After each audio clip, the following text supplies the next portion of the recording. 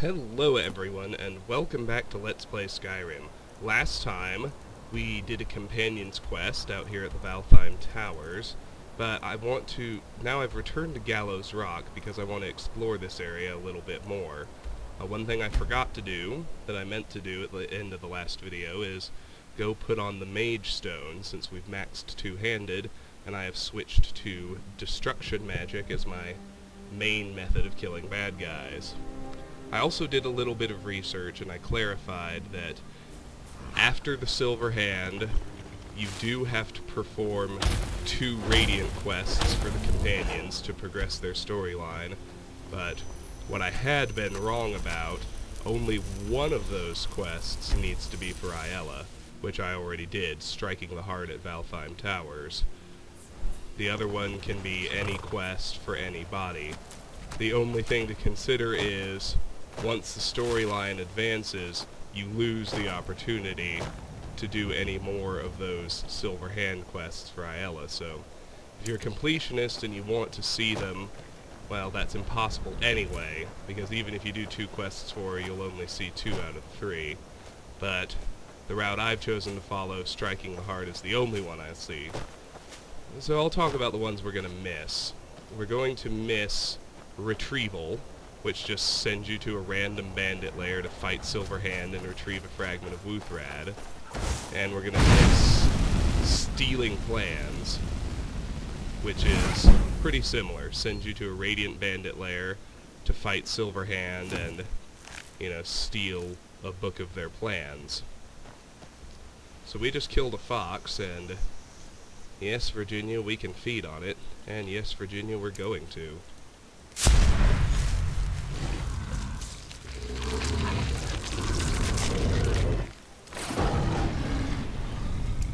The quest we took was Farkas's Trouble in Skyrim, which is just clear Radiant dungeon. Could be pretty much anything. In our case, it's something that is on my desired route, the Crossroads Watchtower, also known as the Falkreath Watchtower, down in Falkreath. We're gonna head that direction before too long, and we'll clear the quest then, but for now we're leaving the companions and we're back to standard generic exploration. While I was killing that fox, I think I gained a rank in destruction. I think I saw it go to 19. We'll check on that now. Yes, it did.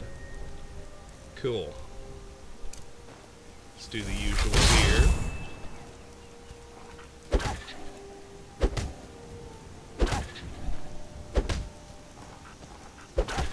And he just runs again. That's alright. Let's put our armor back on and let's get back to work.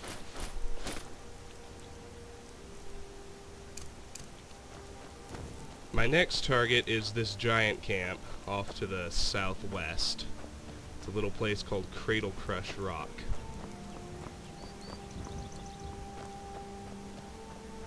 There is some interesting stuff down here on my left. I'm gonna come to it on my way out of Cradlecrush, not before. Well, let's just go down this hill here toward the giant camp you can plainly see on your map. I think there are a few snowberries scattered about this hill. But well, I thought we were getting a dragon attack, but he's just flying by.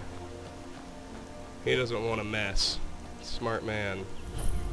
So here is Cradlecrush Rock, our next location. It's pretty basic. It's a really tiny giant camp. The only thing here is a single giant. He has no pet mammoths and he has no friends. And there's also very little for us to actually find. But let's start poking around just the same. The most interesting thing about the camp... Well, I want to do that last. Let's run the perimeter first. Let's idly wonder where the hell the giant is. Oh, speak of the devil and he shall appear. We got a red mountain flower here. We can search a cow for raw beef, garnet, and a cowhide. If we keep going in the circle... Where is that dang snowberry? I know I remember one up here. Then there it is. Alright, good. Now let's get back to circling the perimeter. Looking for plants and the like. There's a second snowberry. Not that any of this is terribly important anymore with alchemy maxed, but I'm not going to stop being a completionist just because my skills are filled in. There's another one, and here's what I wanted to show you, just the road. The proper road to Cradlecrush. Well, I guess first we're going to cave. We're immune to disease now, so we don't need to worry about it hitting us. Which is pretty nice. Let's kill this guy. Heavy armor to 82. Love that.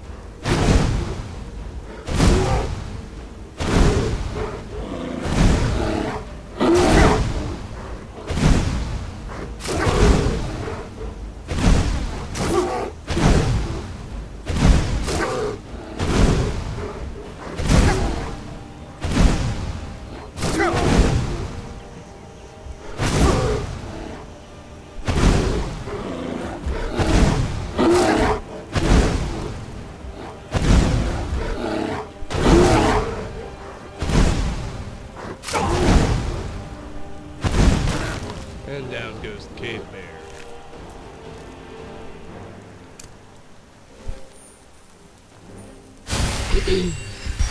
Now the main thing I wanted to show you is just the road, where it comes from. Let's grab the mountain flower over where the bear was.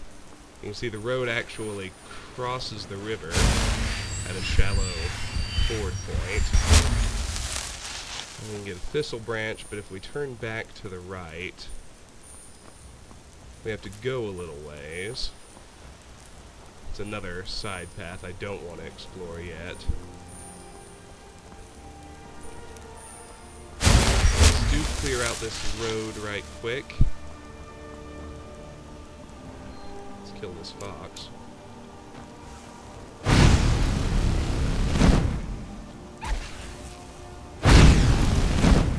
Don't like lag. Can't abide it when I'm trying to aim a spell. Well, I lost him. Oh well. Just keep going up this path. I'll find him on the way back, I'm sure of it. A couple more thistle branches. A few more mountain flowers.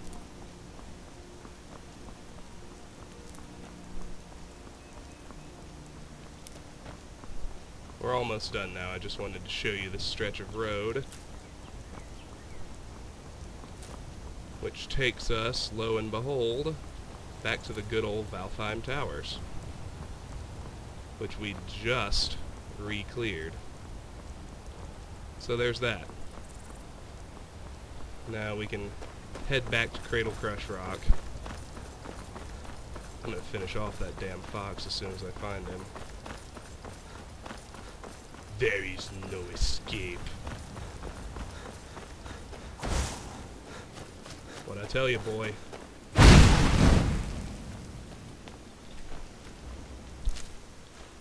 Now seems like a good time to feed on both him and the cave bear we killed. For convenience's sake, I vote we carry him all the way down.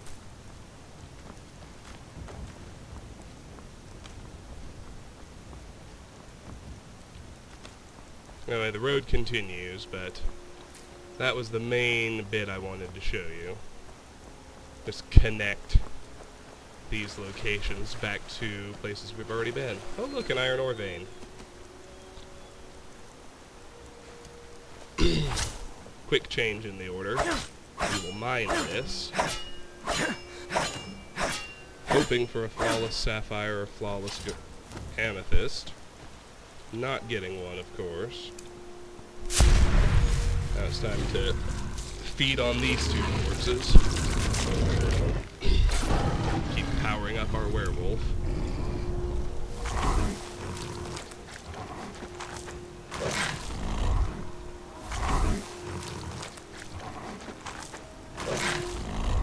good old-fashioned 24-hour wait.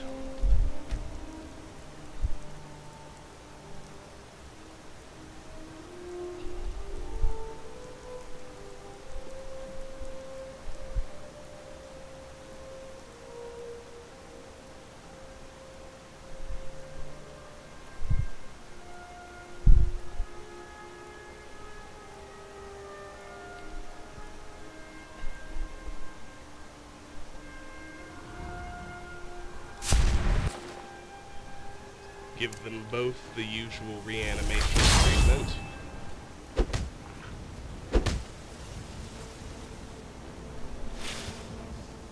Well, he was not strong enough to give us any actual experience. That's alright, let's put our armor back on.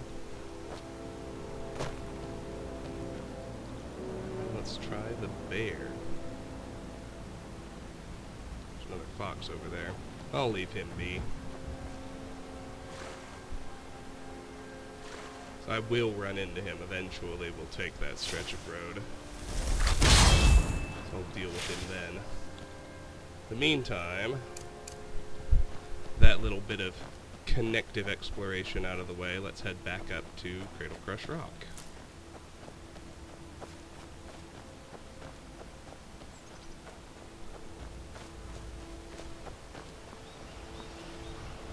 I think we've pretty well covered the perimeter. Before we clear the camp proper, let's actually deal with the giant.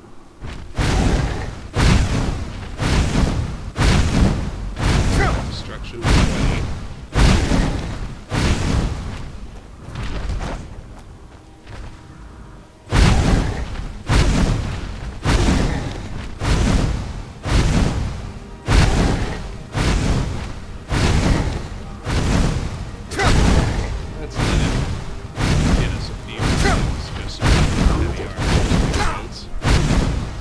Switch to light as soon as possible.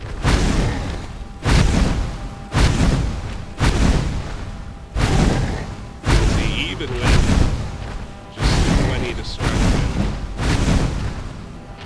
and the novice destruction perk, we do pretty well killing pretty big monsters with this humble weapon.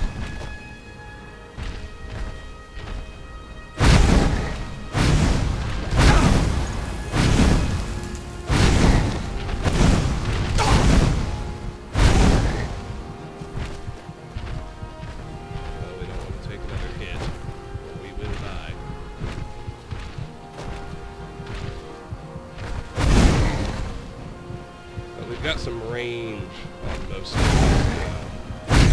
Nice. Much better than we had with the greatsword. Yet we have speed.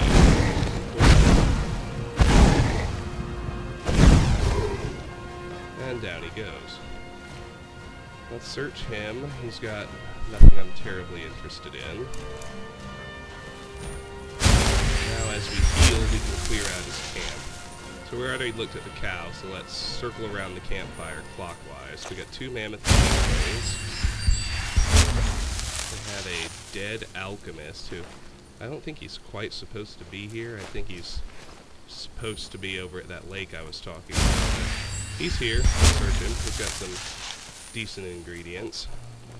Harvestable charred skeever. Here in the ashes, some food, including a ridiculously big Idar cheese wheel.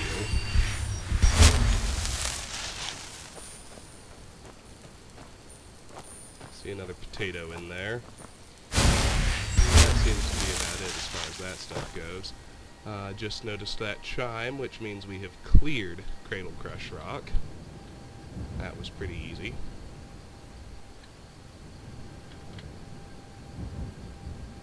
I'll make note of that. Now, we have a chest over here on the left. It's unlocked. It's got nothing I particularly want.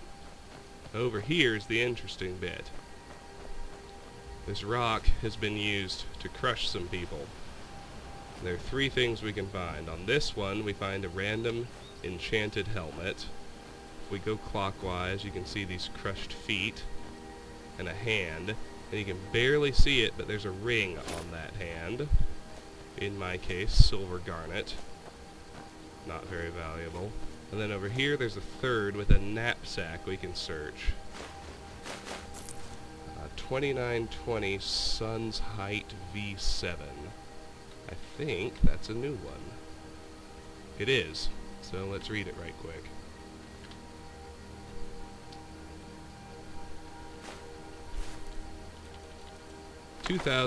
Sun's Height, Book 7 of 2920, The Last Year of the First Era, by Karlovac Townway. 4 Sun's Height, 2920, The Imperial City, Cyrodiil. The Emperor Riemann III and his potentate, Versailles, took a stroll around the Imperial Gardens. Studded with statuary and fountains, the North Gardens fit the Emperor's mood, as well as being the coolest acreage in the city during the heat of summertide. Austere, tiered flower beds of blue, gray, and green towered all around them as they walked. Vivek has agreed to the prince's terms for peace, said Riemann. My son will be returning in 2 weeks' time. This is excellent news, said the potentate carefully. I hope the Dunmer will honor the terms. We might have asked for more, the fortress at Black Gate, for example, but I suppose the prince knows what is reasonable. He would not cripple the empire just for peace. I have been thinking lately of Regia and what caused her to plot against my life, said the emperor, pausing to admire a statue of the slave queen Alicia before continuing. The only thing I can think of to account for it is that she admired my son too much. She may have loved me for my power and my personality, but he, after all, is young and handsome and will one day inherit my throne. She must have thought that if I were dead, she could have an emperor who had both youth and power. The prince was in on this plot? Asked Versailles. It was a difficult game to play, anticipating where the emperor's paranoia would strike next. Oh, I don't think so, said Riemann, smiling. No, my son loves me well. Are you aware that Corda, Raja's sister, is an initiate of the Morwa Conservatorium in Hegathe? Asked the potentate. Morwa? Asked the emperor. I've forgotten. Which god is that? Lusty fertility goddess of the Yokudans, replied the potentate, but not too lusty like Debella. Demure, but certainly sexual. I am through with lusty women. The Empress, Regia, all too lusty. A lust for love leads to a lust for power. The emperor shrugged his shoulders. But a priestess in training with a certain healthy appetite sounds ideal. Now what were you saying about the Black Gate? 6 Sun's Height, 2920. Thurzo Fortress, Cyrodiil. Regia stood quietly looking at the cold stone floor while the emperor spoke. He had never before seen her so pale and joyless. She might at least be pleased that she was being freed, being returned to her homeland. Why, if she left now, she could be in Hammerfell by the Merchants' Festival. Nothing he said seemed to register any reaction from her. A month and a half's stay in Thurzo Fortress seemed to have killed her spirit. I was thinking, said the emperor at last, of having your younger sister Corda up to the palace for a time. I think she would prefer it over the conservatorium in Hegathe, don't you? Reaction at last. Regia looked at the emperor with animal hatred, flinging herself at him in a rage. Her fingernails had grown long since her imprisonment, and she raked them across his face, into his eyes. He howled with pain, and his guards pulled her off, pummeling her with blows from the back of their swords until she was knocked unconscious. A healer was called at once, but the Emperor Riemann III had lost his right eye. 23 Sun's Height, 2920. Balmora, Morrowind. Vivek pulled himself from the water, feeling the heat of the day washed from his skin, taking a towel from one of his servants. Sothasil watched his old friend from the balcony. It looks like you've picked up a few more scars since I last saw you, said the sorcerer. Azura grant it that I have no more for a while, laughed Vivek. When did you arrive? A little over an hour ago, said Sothasil, walking down the stairs to the water's edge. I thought I was coming to end a war, but it seems you've done it without me. Yes, 80 years is long enough for ceaseless battle, replied Vivek, embracing Sothasil. We made concessions, but so did they. When the old emperor is dead, we may be entering a golden age. Prince Juilek is very wise for his age. Where is Almalexia? Collecting the Duke of Mournhold. They should be here tomorrow afternoon. The men were distracted at a sight from around the corner of the palace. A rider was approaching through the town, heading for the front steps. It was evident that the woman had been riding hard for some time. They met her in the study, where she burst in, breathing hard. "We have been betrayed," she gasped. "The Imperial Army has seized the Black Gate." 24 Sun's Height, 2920, Balmora, Morrowind. It was the first time in 17 years that the 3 members of the Morrowind Tribunal had met in the same place, since Sothasil had left for Artaeum. All 3 wished that the circumstances of their reunion were different. "From what we've learned, while the prince was returning to Cyrodiil to the south, a second Imperial army came down from the north," said Vivek to his stony-faced compatriots. "It is reasonable to assume Juilek didn't know about the attack. But neither would it be unreasonable to suppose that he planned on being a distraction while the Emperor launched the attack on Black Gate," said Sothasil. "This must be considered a break of the truce." "Where is the Duke of Mournhold?" asked Vivek. "I would hear his thoughts on the matter." "He is meeting with the Night Mother in Tel Arun," said Almalexia quietly. "I told him to wait until he had spoken with you, but he said that the matter had waited long enough. He would involve the Morag Tong in outside affairs?" Vivek shook his head and looked to Sothasil. "Please, do what you can. Assassination will only move us backwards. This matter must be settled with diplomacy or battle." 25 Sun's Height, 2920, Tel Arun, Morrowind. The Night Mother met Sothasil in her salon, lit only by the moon. She was cruelly beautiful, dressed in a simple silk black robe, lounging across her divan. With a gesture, she dismissed her red-cloaked guards and offered the sorcerer some wine. "You've only just missed your friend the Duke," she whispered. "He was very unhappy, but I think we will solve his problem for him." "Did he hire the Morag Tong to assassinate the Emperor?" asked Sothasil. "You are straightforward, aren't you? That's good. I love plain-speaking men. It saves so much time.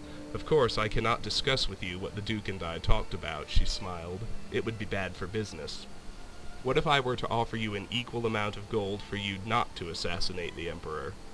"The Morag Tong murders for the glory of Mafala and for profit," she said, speaking into her glass of wine. "We do not merely kill. That would be sacrilege. Once the Duke's gold has arrived in 3 days' time, we will do our end of the business.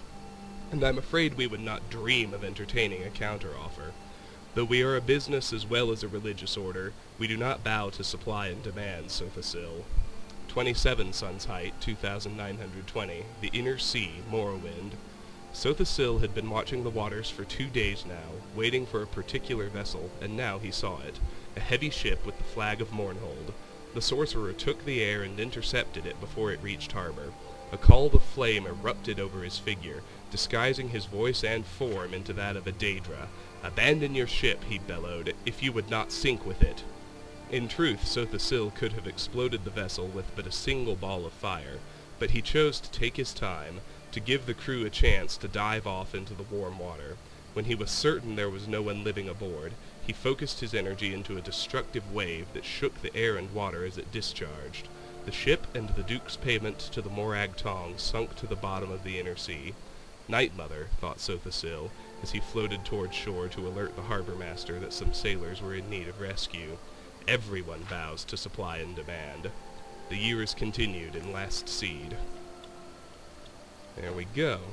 Now my carry weight is pretty dang healthy, so let's go ahead and do this other little area.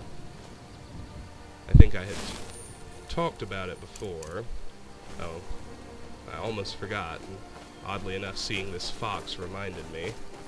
I have corpses to process back there as well. Let's take the fox out with flames. Let's move him back to the giant camp. I want to explore that lake. It's unmarked, but it's actually a pretty neat little location. So, bring the fox back here, and let's deal with all our corpses. By my count, we have 4. The cow, the fox, the alchemist, and the giant.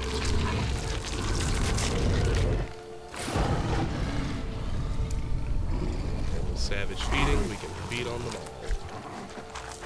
So, fox, then we'll do the cow. Then we'll do the alchemist.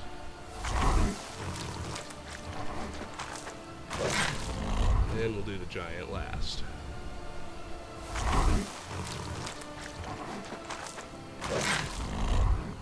Now, good old-fashioned 24-hour wait.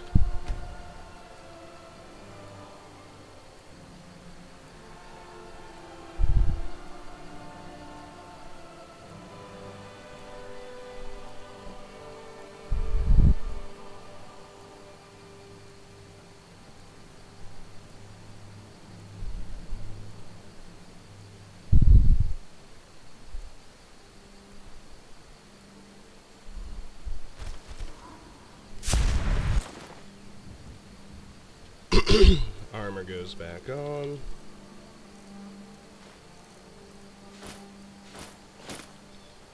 And we start reanimating.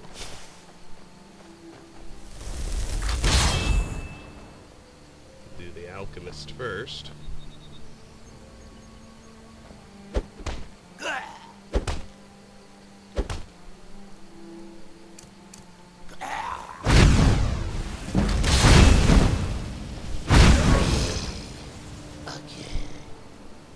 Conjuration went to 83, that was pretty cool.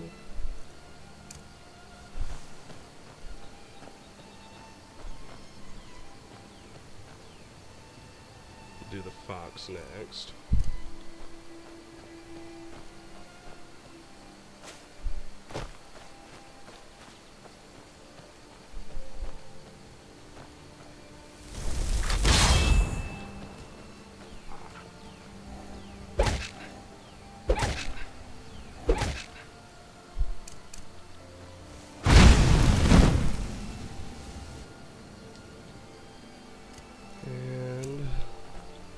See if we can drag him off the brazier. Do the cow next. And even if we can't, we can still handle him.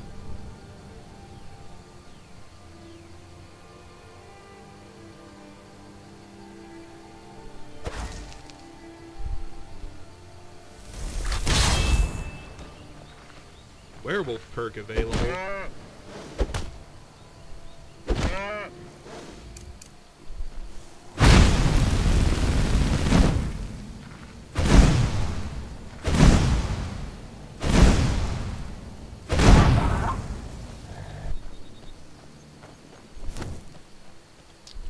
Well, let's get that perk right quick.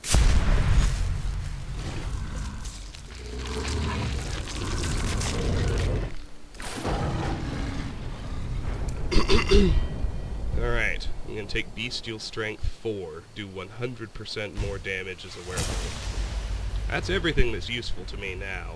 The rest of this has to wait for the companion's quest to be finished so you can get the totems of piercing. But naturally I will power them up anyway, because that's just how I do.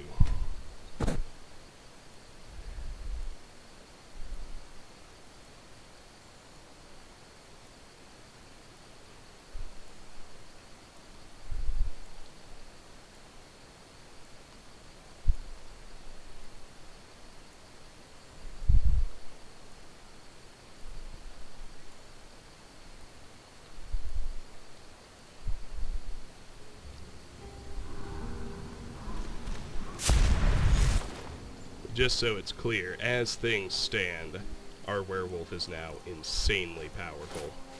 We could shred through pretty much anything we wanted to, I believe. Except maybe a dragon. We'd have to worry about dragons just because health regeneration is disabled.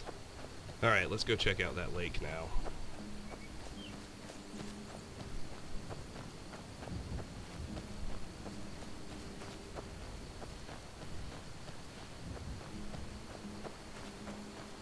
Let's cover the outer perimeter first. Not a whole lot to see, but we got a snowberry, a red mountain flower, pretty sure that in a blue mountain flower, pretty sure these rocks are hiding an iron ore vein somewhere. If I can just find it.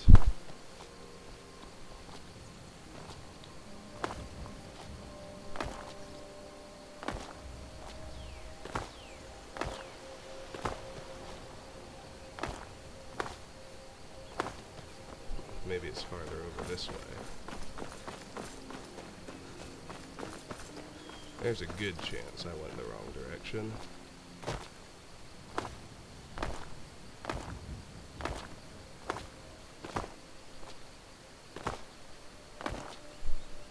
There's also a chance it's on the next set of cliffs down toward the river. I've sworn it was up here, but never spotted it. Okay. Fair enough. As you can see, we've almost inadvertently made our way all the way back to Gallows Rock. So let's pinch back in. I could have sworn there was another vein here. Oh well. And circle back around the lake. Now, you can see the Shrine of Talos up there. Let's go swimming before we go to that. Got fish here, Cyrodiilic spadetail, Nordic barnacle on the ground. Oh, the ground, the bottom.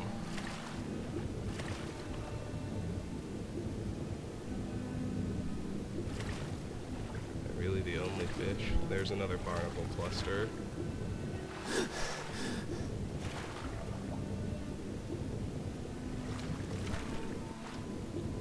Looks like that's it for fish. Alright. Well, let's go up to the shrine now. There's actually stairs somewhere. Oh, right there in the middle. Alright. Let's start over here on the right. We've got 2 thistles in a chest, longbow, flawless diamond, gold, and a couple of potions. We can ascend to the actual shrine, but I'm gonna get this thistle branch first. We got some heavy armor, steel shield, steel horned helmet, steel plate gauntlets, a steel mace, the actual Shrine of Talos, and here a book, 2920 Mid-Year V6. It's a heavy armor skill book I hadn't read yet. Let me take it off the book list, and let me go look at my free skill boosts. Heavy armor had 5 left, so now it's down to 4. Just 2 skill books left to find. Let's read it and then level up. Mid-Year, Book 6 of 2920, The Last Year of the First Era by Karlovac Townway. 2 Mid-Year, 2920, Balmora, Morrowind. The Imperial Army is gathered to the south, said Cassir. They are a 2 weeks' march from Albuval and Lake Coronati, heavily armored. Vivek nodded. Oh, that's an I. Ald Iuval and its sister city on the other side of the lake, Ald Malak, were strategically important fortresses. He had been expecting a move against them for some time. His captain pulled down a map of southwestern Morrowind from the wall and smoothed it out, fighting a gentle summer sea breeze wafting in from the open window. They were heavily armored, you say? Asked the captain. Yes, sir, said Cassir. They were camped out near Bethel Grey in the Heartland, and I saw nothing but ebony, dwarven, and daedric armor, fine weaponry, and siege equipment. How about spellcasters and boats? Asked Vivek. A horde of battle mages, replied Cassir, but no boats. As heavily armored as they are, it will take them at least 2 weeks, like you said, to get from Bethel Grey to Lake Coronati. Vivek studied the map carefully. They'd be dragged down in the bogs if they then tried to circle around to Ald Marak from the north, so they must be planning to cross the straits here and take Ald Iuval. Then they'd proceed around the lake to the east and take Ald Marak from the south. They'll be vulnerable along the straits, said the captain, provided we strike when they are more than halfway across and can't retreat back to the Heartland. Your intelligence has once again served us well, said Vivek, smiling to Cassir. We will beat back the Imperial aggressors yet again. 3 Mid-Year, 2920, Bethel Grey, Cyrodiil. Will you be returning back this way after your victory? Asked Lord Bethel. Prince Julek barely paid the man any attention. He was focused on the army packing its camp. It was a cool morning in the forest, but there were no clouds. All the makings of a hot afternoon march, particularly in such heavy armor. If we return shortly, it will be because of defeat, said the prince. He could see down in the meadow the potentate Versaduce paying his lordship's steward for the use of the village's food, wine, and whores. An army was an expensive thing for certs. My prince, said Lord Bethel with concern, Is your army beginning a march due east? That will just lead you to the shores of Lake Coronati. You'll want to go southeast to get to the straits. You just make certain your merchants get their share of our gold, said the prince with a grin. Let me worry about my army's direction. 16 mid-year 2920. Lake Coronati, Morrowind. Vivek stared across the blue expanse of the lake, seeing his reflection and the reflection of his army in the cool blue waters. What he did not see was the Imperial Army's reflection. They must have reached the straits by now, barring any mishaps in the forest. Tall, feather-thin lake trees blocked much of his view of the straits. But an army, particularly one clad in slow-moving heavy armor, could not move invisibly, silently. "Let me see the map again," he called to his captain. "Is there no other way they could approach?" "We have sentries posted in the swamps to the north in case they're fool enough to go there and be bogged under," said the captain. "We would at least hear about it, but there is no other way across the lake except through the straits." Vivek looked down again at his reflection, which seemed to be distorting his image, mocking him. Then he looked back on the map. "Spy," said Vivek, calling Cassier over. "When you said the army had a horde of battle mages, what made you so certain they were battle mages?" "They were wearing gray robes with mystical insignia on them," explained Cassier. "I figured they were mages, and why else would such a vast number travel with the army? They couldn't have all been healers." "You fool!" roared Vivek. "They're mystics schooled in the art of alteration. They've cast a spell of water breathing on the entire army." Vivek ran to a new vantage point where he could see the north. Across the lake, though it was but a small shadow on the horizon, they could see gouts of flame from the assault on Aldmarac. Vivek bellowed with fury, and his captain got to work at once redirecting the army to circle the lake and defend the castle. "Return to Dwinnen," said Vivek flatly to Cassier before he rode off to join the battle. "Your services are no longer needed nor wanted." It was already too late when the Morrowind army neared Aldmarac. It had been taken by the Imperial Army. 19 mid-year 2920. The Imperial City, Cyrodiil. The potentate arrived in the Imperial City amid great fanfare, the streets lined with men and women cheering him as the symbol of the taking of Aldmarac. Truth be told, a greater number would have turned out had the prince returned, and the Versailles knew it. Still, it pleased him to no end. Never before had citizens of Tamriel cheered the arrival of an Akaviri onto their land. The Emperor Riemann III greeted him with a warm embrace, and then tore into the letter he had brought from the prince. "I don't understand," he said at last, still joyous but equally confused. "You went under the lake?" "Aldmarac is a very well-fortified fortress," explained the potentate. "As I might add, the army of Morrowind has rediscovered now that they are on the outside. To take it, we had to attack by surprise and with our soldiery in the sturdiest of armor.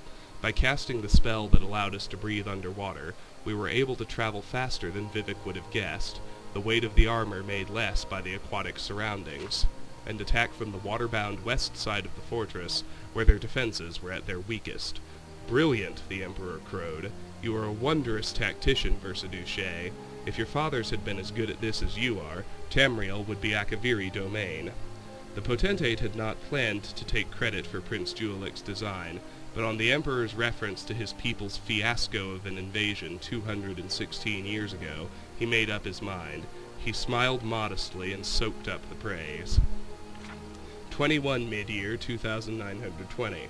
Aldmarac, Morrowind. Severian Chorak slithered to the wall and watched through the arrow slit the Morrowind army retreating back to the forest land between the swamps and the castle grounds. It seemed like the ideal opportunity to strike. Perhaps the forests could be burned and the army within them. Perhaps with Vivek in their enemies' hands, the army would allow them possession of Aldaïval as well. He suggested these ideas to the prince. "What you seem to be forgetting," laughed Prince Julek, "is that I gave my word that no harm to the army or to their commanders during the truce negotiations. Do you not have honor during warfare on Akavir?" "My prince, I was born here in Tamriel. I have never been to my people's home," replied the snake man. "But even so, your ways are strange to me. You expected no quarter, and I gave you none when we fought in the Imperial Arena 5 months ago." "That was a game," replied the prince before nodding to his steward to let the Dunmer battle chief in. Julek had never seen Vivek before, but he had heard he was a living god. What came before him was but a man, a powerfully built man, handsome with an intelligent face, but a man nonetheless. The prince was pleased. A man he could speak with, but not a god. "Greetings, my worthy adversary," said Vivek. "We seem to be at an impasse." "Not necessarily," said the prince. "You don't want to give us Morrowind, and I can't fault you for that. But I must have your coastline to protect the Empire from overseas aggressions, and certain key strategic border castles, such as this one, as well as Alden Biel, Tel Arun, Ald Bombasi, and Tel Mothrivra." "And in return?" asked Vivek. "In return," laughed Severian Chorak, "you forget we are the victors here, not you." "In return," said Prince Julic carefully, "there will be no Imperial attacks on Morrowind unless in return to an attack by you. You will be protected from invaders by the Imperial Navy, and your land may expand by taking certain estates in Black Marsh, whichever you choose, provided they are not needed by the Empire." "A reasonable offer," said Vivek after a pause. "You must forgive me. I am unused to Cyrodiils who offer something in return for what they take. May I have a few days to decide?" "We will meet again in a week's time," said the prince, smiling. "In the meantime, if your army provokes no attacks on mine, we are at peace." Vivek left the prince's chamber, feeling that Almalexia was right. The war was at an end. This prince would make an excellent emperor. The years continued in Sun's Height. And there's that. So, my carry weight is still healthy. I'm about done. I'm about ready to offload and wrap up, but one other quick thing I want to do, just like I showed you the road back to Valtheim Towers, which of course is ultimately a road back to Whiterun.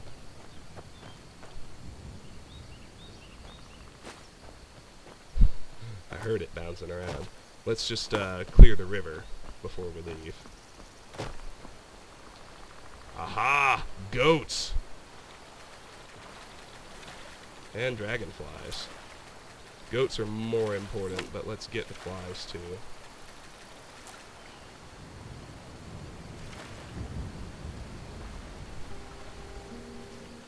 I saw 2 goats over here. It's imperative that I get them.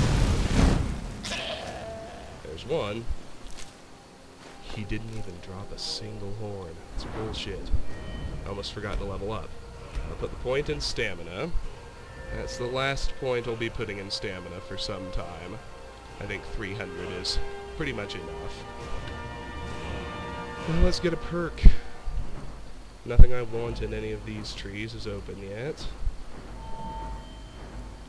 Same here, so we'll go to sneak again. And this time I'll take muffled movement. Noise from armor is reduced 50%. That doesn't do much for you, but it's a step on the way to silence, which is an excellent perk. Where'd the second goat go? I know I saw 2.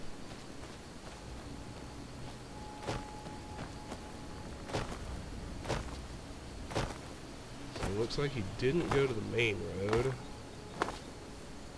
There he is. Water won't save you. There, he dropped a horn. Alright, so with that, I only need 66 more goat horns. Well, let's pull him out of the water, because you know what we're going to do next. We can feed on these corpses. There's a blue mountain flower. There are fish and dragonflies here in the river. Let's go back to where we first crossed and get those fish as well.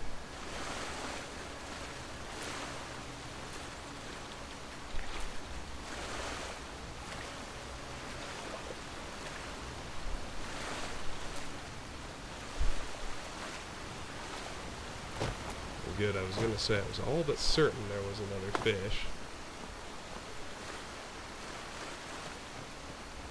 And then there he was. Oh goodness, there's lots of little branches here. But let's not mess with that too long. Let's just deal with those goat corpses.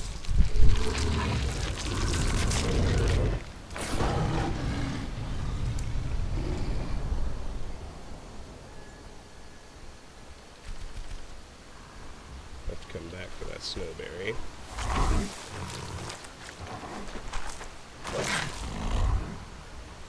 And the one in the water over here.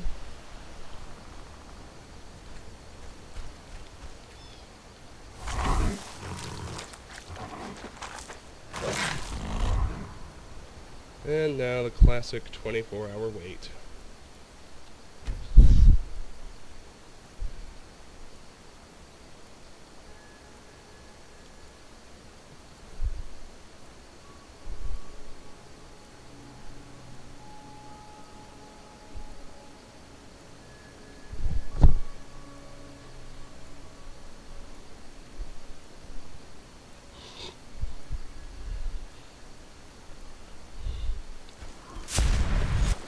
Uh-oh. New fox. Get back here, douchebag. Sounds like destruction went up a rank.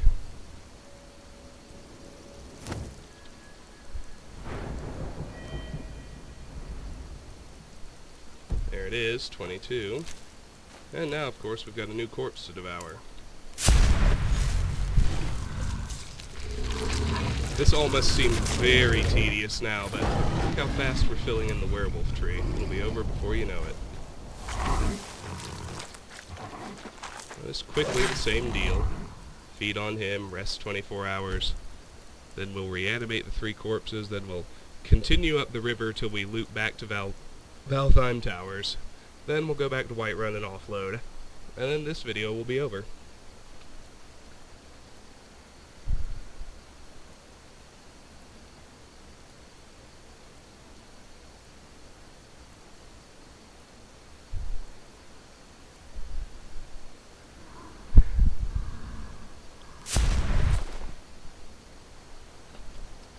Alright, put your armor back on there, Hoss. Doesn't behoove you to walk around naked. We'll kill the fox dead again.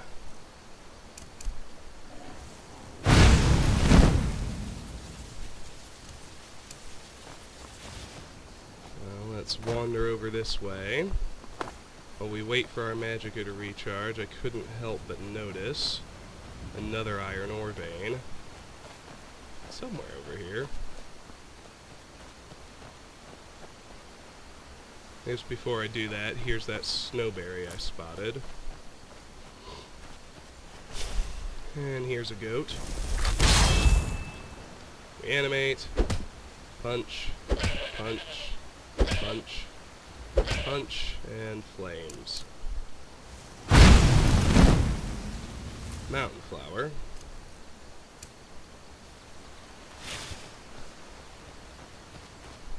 Then we just have the waterbound goat.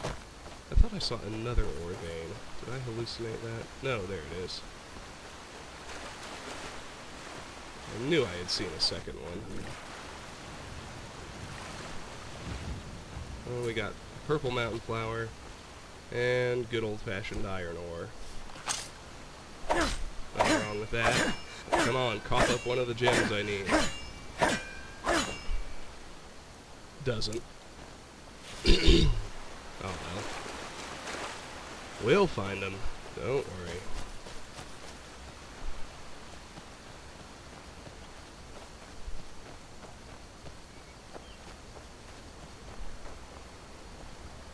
There's our little waterlogged buddy.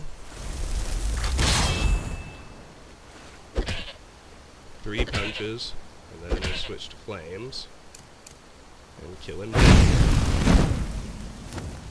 Alright, I think that's about it. You can see this little path runs back up to the road. There's a cave over here. It would be a fairly logical next place based on its location, but I don't want to do it quite yet.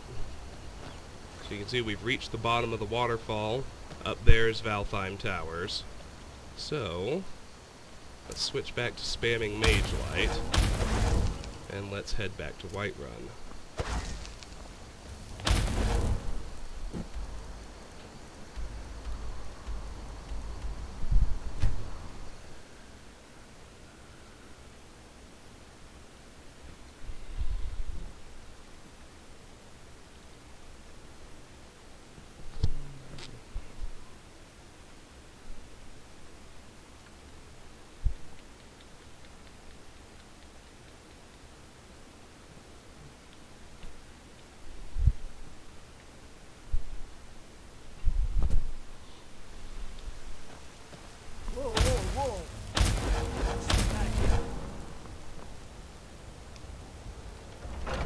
Start with Elrendir, as we usually do.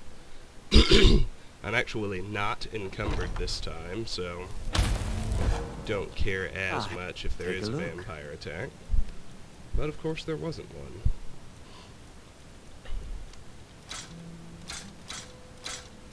Let's sell him everything.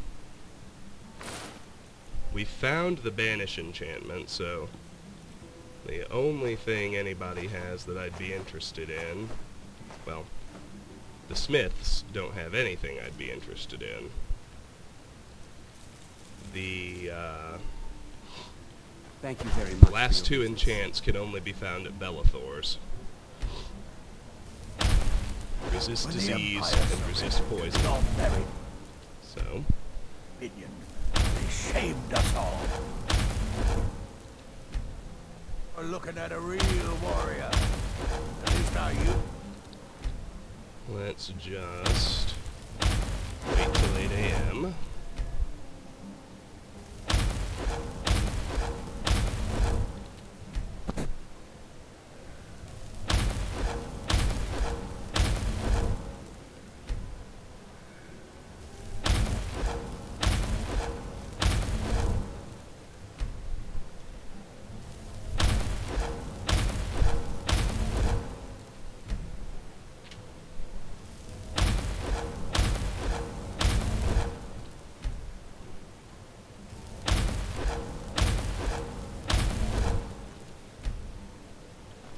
And then let's go sell some more stuff.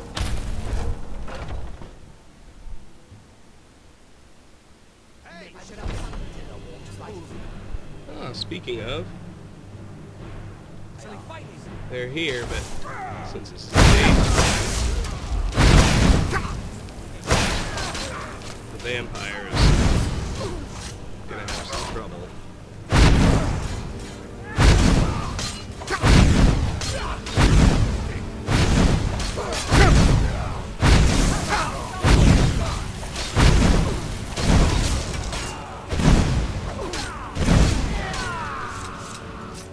Nazim comes through in the clutch. You're someone who can get things done. I like that. Obviously, we can't feed on these guys because we cannot transform in the middle of town. But we can loot them all and try to reanimate them.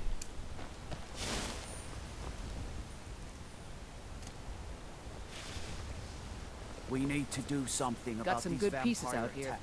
You can buy. More inside. Gotta wait for her to get back to her spot. Excuse me. Welcome to war. Looking to protect yourself or deal some damage? As for him, let's sell him all the junk we just got. Plus everything Elrendir couldn't afford.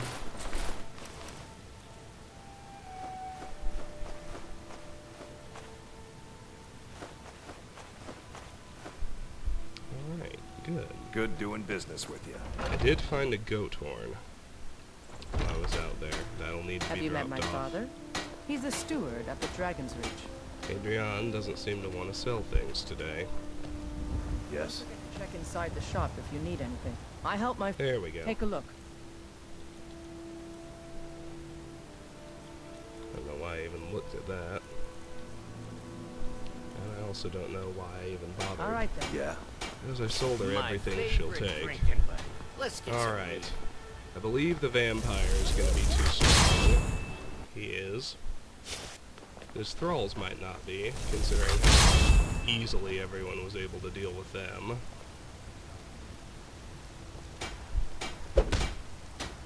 I ain't asking for much. Just a few seconds.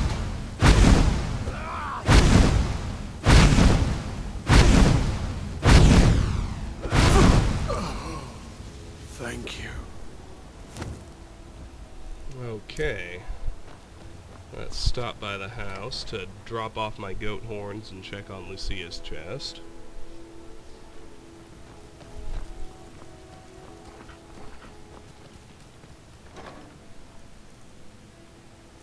Hello. A bunch of vendor fodder. But then, lo and behold, 3 saber cat teeth. I needed 18. With those 3 in hand, the number's down to 15.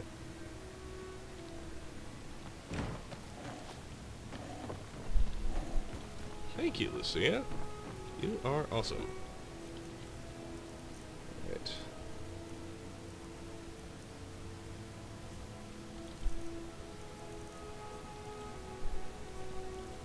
Just making sure I accurately tracked everything.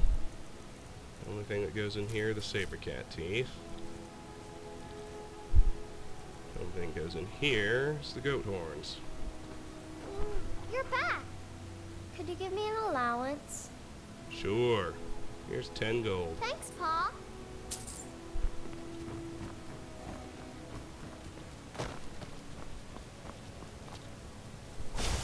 Let's get back out there and try reanimating the other thrall. You're not supposed to play with fire, you know. Got some.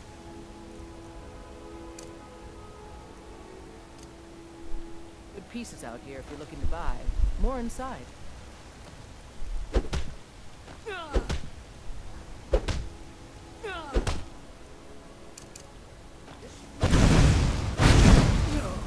That was easy. I don't claim the finest weapons in We armor. did pick up a longbow from Lucia's chest. So we can sell that. Don't forget to check inside the shop. Now let's head up here and offload a little bit of food we got Take a look. with our friend Carlotta. Of course you don't. Remember, Now let's visit Arcadia. let me know if you see anything you like. You look So Need- you're interested in my potions and ingredients? Frenzy, resist poison, and resist fire. She's got none of those. Let's look at her ingredients. Actually, first, I almost forget to sell her things.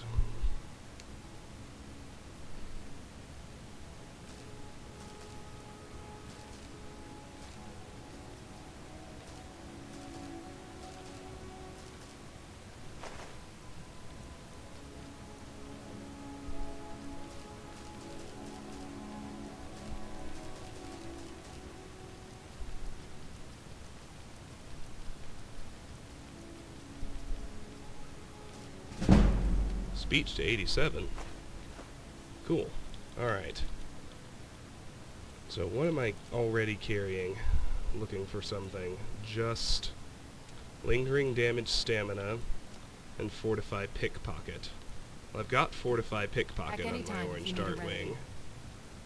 So Nordic Barnacle and Orange Dartwing gives us fortify pickpocket on Nordic Barnacle, which suffices to take it completely off the list.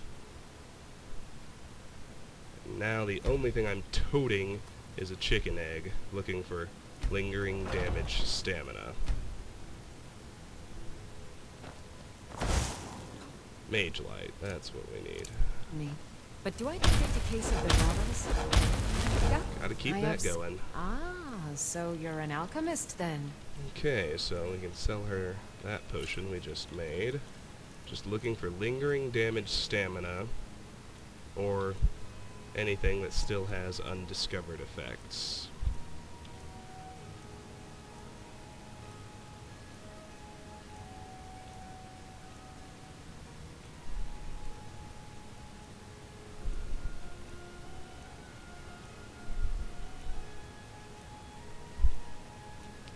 Nothing. Alright, Good day. let's go see Bellathor.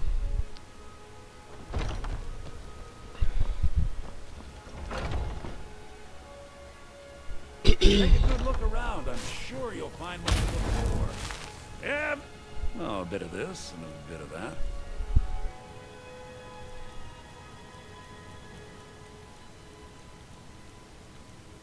He does not have any of the enchantments I'm still looking for, so let's just sell the rest of this stuff to him.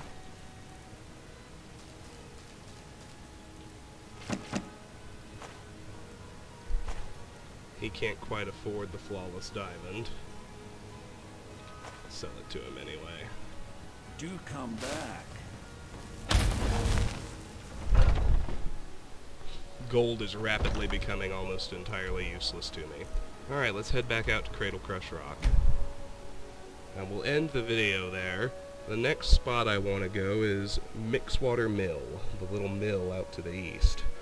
We'll do a favor for the one woman there. We'll clear out her stuff. It'll be good. Make a new friend. It's always good to make friends. Let me get to my previous boundary. Oh, but there are plants to find while I do that.